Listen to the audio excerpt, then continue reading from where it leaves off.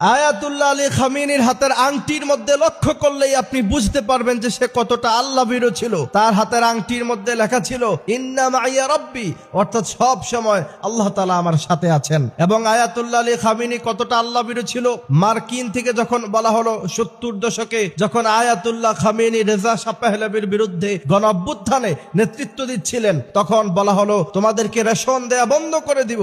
Ayatollah Ali Khamenei মার্কিন সেনাদেরকে বৃদ্ধাঙ্গুলি দেখায়া বলেছিলেন, যেই জাতি গোটা একটি মাস রোজা তার উপর ফরজ, খাবার সামনে থাকে সে খাবার গ্রহণ করে না, ওই জাতিকে তোমরা খাবারের ভয় দেখাবা না। 80 ঊর্ধ্ব তার বয়স, এই সময় মানুষ নিজে হাঁটতে পারে না, নিজের খোঁজ খবর নিজে রাখতে পারে না। এই 86 বছর বয়সে আয়াতুল্লাহ আলী খামেনি গোটা পশ্চিমা সাম্রাজ্যের বিরুদ্ধে একা দাঁড়িয়েছিলেন, অনড় ছিলেন। যখন গোটা মুসলিম বিশ্ব পশ্চিমা সাম্রাজ্যবাদীদের পা চাটার মধ্যে ব্যস্ত ছিল, তিনি একাই পশ্চিমা সাম্রাজ্যের বিরুদ্ধে দাঁড়িয়েছিলেন। সেখান থেকে প্রমাণ হয় তিনি কতটা আল্লাহ ভীরু ছিলেন। আমার দেশের অনেক আলেমকে দেখলাম তিনার বিরুদ্ধে সমালোচনা করতে। আমাদের কি স্পষ্ট ভাষায় একটা কথা মনে রাখতে হবে যে আপনি সুন্নি হতে পারেন, শিয়া হতে পারেন, ওয়াহাবি হতে পারেন, নিজেদের মধ্যে যত মতভেদ থাকুক, জালেমেরা যখন আপনার উপরে হামলা করবে তখন তারা দেখবেন আপনি সুন্নি নাকি শিয়া। তখন শুধু যদি মুসলমান হন, আল্লাহর তাওহীদের কালিমায় বিশ্বাস করেন, আপনাকে তারা রক্ষা করবে না। তাদের বন্দুকের নল থেকে আপনি রক্ষা পাবেন না। সুতরাং